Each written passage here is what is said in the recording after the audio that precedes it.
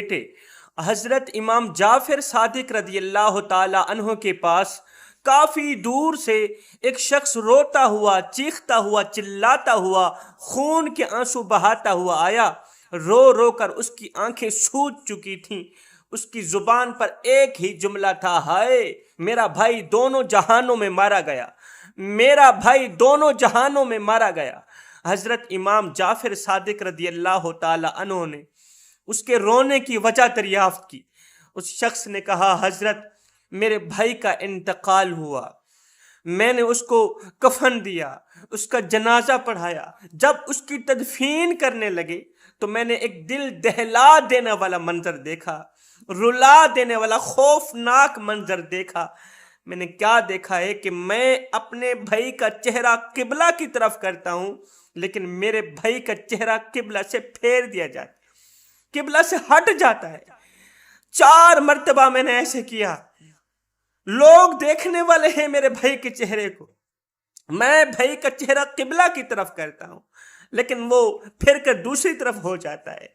حضرت اس دل دہلا دینے والے منظر نے میرا کلیجہ پھاڑ دیا، مجھے چکنا چور کر دیا۔ بتایا جائے کہ میرے بھائی کے ساتھ ایسا کیوں ہوا۔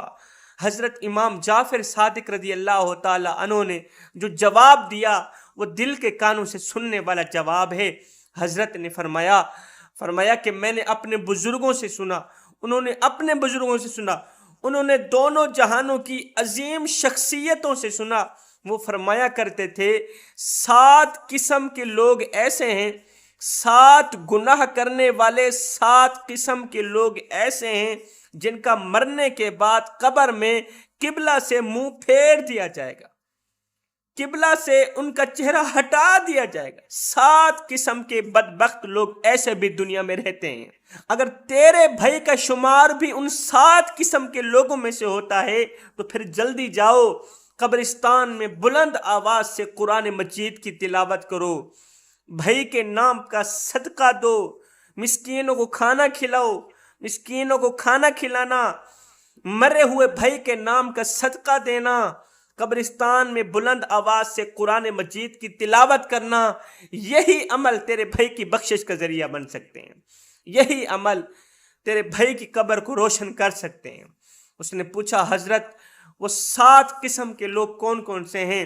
حضرت امام جعفر صادق رضی اللہ تعالی عنہ نے فرمایا، پہلا شراب پینے والا، شراب کا کاروبار کرنے والا، شراب خریدنے والا، شراب فروخت کرنے والا، ان تمام لوگوں پر اللہ اور اس کے رسول نے لعنت فرمائی۔ سنو، شرابی انسان جب مرتا ہے تو کلمہ نصیب نہیں ہوتی۔ لوگوں دعا کیا کرو اللہ تعالیٰ مرتے وقت کلمہ نصیب فرمائے۔ آج کا انسان جب دعا کرتا ہے، دعا میں پتہ کیا مانگتا ہے؟ یا اللہ مجھے پیسہ دے دے، یا اللہ مجھے دولت دے دے، یا اللہ مجھے شہرت دے دے، مجھے یہ دے دے، مجھے وہ دے دے، مجھے سب کچھ دے دے۔ افسوس، یہ شخص اللہ سے اگر نہیں مانگتا تو وہ خاتمہ ایمان پہ نہیں مانگتا۔ اللہ کے جو نیک بندے ہوتے ہیں نا، ان کی نظر پیسوں پر نہیں جاتی۔ اللہ کے نیک بندے اللہ سے پیسہ نہیں مانگتے، دولت نہیں مانگتے۔ جو نیک بندے ہوتے ہیں وہ اللہ سے شہرت نہیں مانگتے، اللہ سے جاگیریں نہیں مانگتے۔ وہ جب بھی مانگتے ہیں اللہ تعالیٰ سے خاتمہ ایمان پہ مانگتے ہیں۔ ادھر سے ایک اللہ والا بزرگ آ رہا تھا، اللہ کا ولی آ رہا تھا، ادھر سے ایک نوجوان جا رہا تھا۔ نوجوان نے کتا پکڑا ہوا تھا۔ اس نوجوان نے اس آنے والے بزرگ سے کہا، بابا جی ایک بات تو بتائیں، کون سی بات؟ کہا، آپ اچھے ہیں یا میرا کتا اچھا ہے؟ آپ اچھے ہیں یا میرا کتا اچھا ہے؟ یہی جملہ کوئی بندہ مجھے اور آپ کو کہہ کے دکھائے، منہ سے زبان نکال لیں گے، ہمیں کتوں کے ساتھ تشبیہ دی جا رہے، تیری جرت کیسی ہوئی؟ لیکن اس بابا جی کو نہ تو کوئی غصہ آیا نہ تو کوئی تکلیف ہوئی۔ بابا جی آپ اچھے ہیں یا میرا کتا اچھا ہے؟ بابا جی نے رو کر کہا، بیٹے کیا بتاؤں، اگر خاتمہ ایمان پہ ہو گیا تو میں اچھا، اگر خاتمہ ایمان پہ نہ ہوا تو پھر تیرا کتا اچھائی کی بازی لے گیا۔ دعا کیا کرو اللہ تعالیٰ خاتمہ ایمان پہ کرے۔ رسول اللہ صلی اللہ علیہ وسلم نے فرمایا، شرابی انسان جب مرے گا کلمہ نصیب نہیں ہوگی، شرابی انسان جب مرے گا خاتمہ ایمان پہ نہیں ہوگا. شرابی انسان بے حیا ہو کر مرے گا، بے غیرت ہو کر مرے گا، کیونکہ انسان جب شراب پیتا ہے اس کی آنکھوں سے حیا ختم ہو جاتی ہے، اس کی آنکھوں سے غیرت، شرم و حیا کا جنازہ نکل جاتا ہے. شراب کے نشے میں لت پت بھائیوں سے گزارش کروں گا کہ جلد از جلد توبہ کر لو، توبہ کر لو. یہ زندگی کے لمحے تمہارے اور میرے لیے غنیمت ہیں.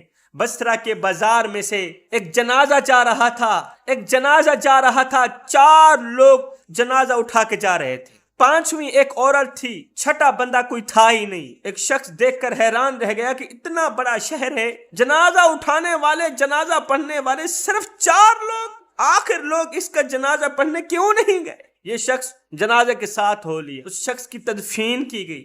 تدفین کرنے کے بعد اس شخص نے ان 4 لوگوں سے پوچھا، بھائی آخر ماجرا کیا ہے؟ بھرے شہر میں سے کوئی بھی اس کا جنازہ پڑھنے نہیں آیا، کیوں نہیں آیا؟ تو ان 4 نے اس عورت کی طرف اشارہ کیا، جا کر اس عورت سے پوچھ لو، ہمیں کچھ نہیں پتا. یہ شخص اس عورت کے پاس گیا، اس عورت نے دونوں ہاتھ اٹھائے، دعا کرنے لگی، روتی رہی، دعا کرتی رہی، روتی رہی، دعا کرتی رہی. جب دعا ختم کرنے لگی تو ایک دم ہنسنے لگی. اس شخص نے پوچھا کہ مائی یہ بتا کہ یہ مرنے والا کون ہے؟ اس مائی نے کہا یہ مرنے والا میرا بیٹا ہے.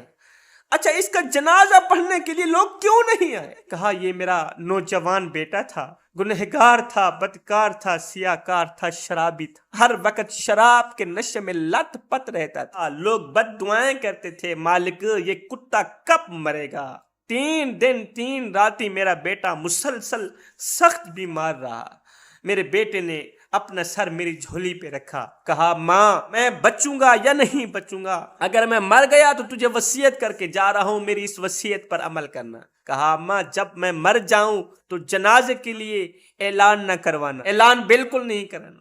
لوگ سنیں گے تو لوگ جشن منائیں گے، لوگ خوشیاں منائیں گے، اس عذاب سے مجھے بچا لینا. اماں جب میں مر جاؤں مجھے قبر میں دفنانے کے بعد تھوڑی دیر کے لیے میری قبر پہ رکی رہنا، ہو سکتا ہے اللہ تعالیٰ تیرے قدموں کی خاک کے صدقے، ماں کے قدموں کی خاک کے صدقے اللہ مجھے بخش دے.